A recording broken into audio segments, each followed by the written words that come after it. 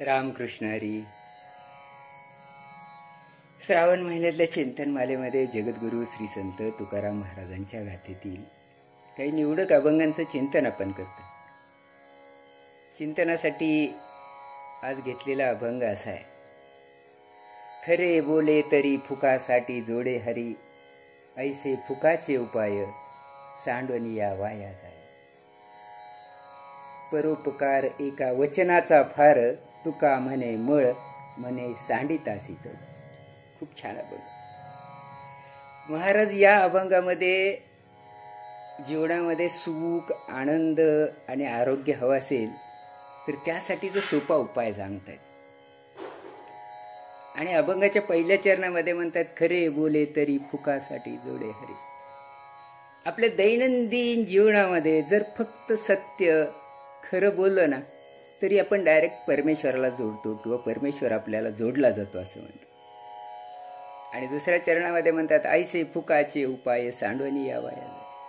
इतका सोपा उपाय आपल्याकडे असताना, फुकटचा उपाय असताना, याच्यावरती काही खर्च करावा लागत नसताना आपण तो न केल्यामुळं तो वाया जातो असं सांगतो. परोपकार एका वचनाचा फार.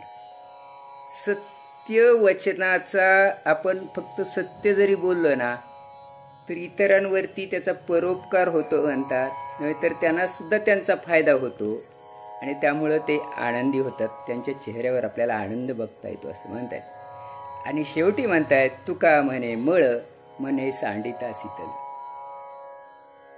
आपल्या मनावरती जो खोटेपणाचा, जो लबाडीचा मळ बसलाय, जर तो मळ आपण सांडून दिला, तो मळ जर काढून टाकला तर आपलं मन निर्मळ होईल, शीतल होईल, शांत होईल असं म्हणतात.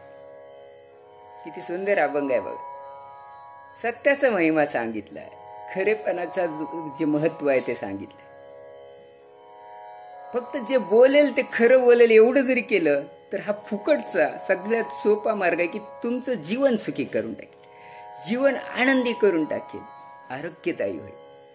ज्या वेळी खोटं बोलतं ना त्यावेळी ते लक्षात ठेवावं लागतं. खरं बोललं तर ते लक्षात ठेवायची गरज नसते, त्याच्यामुळं मनावर कोणताही भार राहत. आणि खोटं बोल, आयुष्यात ज्या गोष्टी आपण खोटारडेपणे करतो ना त्याचा कायम मनावरती ताण राहतो. म्हणून सत्य आणि सत्य वागा सांगतात महाराजांनी. अनेक अभंगातून सत्याचा महिमा सांगितला. त्याच्यापैकी आपल्याला आपलं आयुष्य आनंदी करण्यासाठीचा हा खरं बोलणं हा सगळ्यात सोपा मार्ग, फुकटचा मार्ग, पण केवळ न वापरल्यामुळं तो वाया जातोय. म्हणताना चला आपण या अभंगाच्या निमित्तानं चिंतन करूया. यापुढे तरी जेही करू ते सत्य, जेही बोलू ते सत्यच बोलू, आयुष्यात जेही करू ते खरंच करू, सत्यच करू, खोट्याची साथ देणार नाही. एवढं केलं ना आयुष्यात सुख, देव, परमेश्वर सगळं आपल्याला जोडून जाईल.